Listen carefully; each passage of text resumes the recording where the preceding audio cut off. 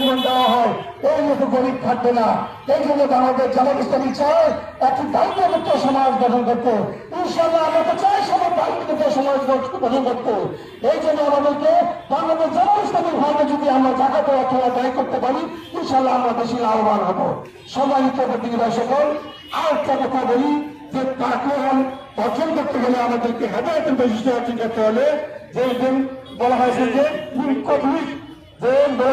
এই যে কোরআন নাজিল হলো, পরবর্তী কিতাবগুলি নাজিল হলো, সেই কিতাবগুলি আমাকে বিশ্বাস করা এবং এই কোরআনকে নিজেকে জীবন হিসেবে ধারণ করা, কোরআনের সাথে সম্পর্ক তৈরি করা, কোরআনের জীবনকে কায়েম করার চেষ্টা করা।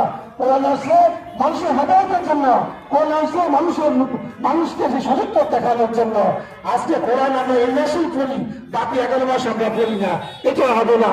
কোরআনকে নিজের জীবনের গাইডলাইন হিসেবে যদি আমরা গ্রহণ করতে পারি, তাহলে এই তাকওয়া, এই ট্রেনিং আমার বাস্তব জীবনে কাজে লাগবে।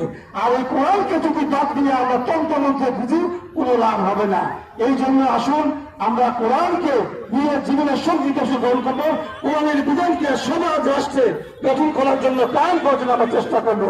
বাংলাদেশ ইসলামী একামত দিন আল্লাহর জন্য, আল্লাহ দ্রুত কায়েমের জন্য কোরআনের বিচার হলো যে আখিরাতের পরিপূর্ণ বিশ্বাস। আখিরাত হলো মানব জীবনের একমাত্র লক্ষ্য। আখিরাতের সফলতা হলো বড় সফলতা, দুনিয়ার সফলতা হলো বড় সফলতা নয়। সেই জন্য আখিরাত কেন্দ্রিক হবে মুমিনের জীবনী। বাংলাদেশ জামাত ইসলামী কর্মীর সহযোগী লোকন সকলকে আখিরাত ভিত্তিক জীবনযাপন করার তাগিদ করা হয়। এই জন্য আমরা এখানে যারা আছি প্রত্যেকে যদি আল্লাহ নৈকট্য হাসিল করতে হয়, এই বৈশিষ্ট্যগুলি যদি আমরা অর্জন করতে পারি, ইনশাআল্লাহ এই রোজার মাধ্যমে আমরা এই যে এই তাকওয়া অর্জন, সেটা আমরা অর্জন করতে পারবো। আল্লাহ তাআলা বলেন, আল্লাহ আন্না হালাল কুরআ আমানু ওয়াত্তাকুল্লাহ ফাতাহানা আলাইহিম বারাকাতিন মিনাস সামাই ওয়াল আরদ। আমার কওমের ওখানে যদি ঈমান আনতো আর তাকওয়া অর্জন করতো, তাহলে আসমান এবং জমিনের রহমতের বান্দার সময় খুলে দিতাম।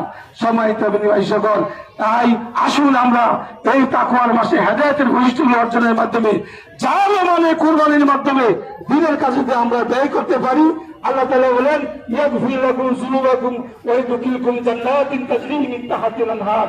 তোমাদের জীবনের গুনাহ কথাগুলি মাফ করে দাও।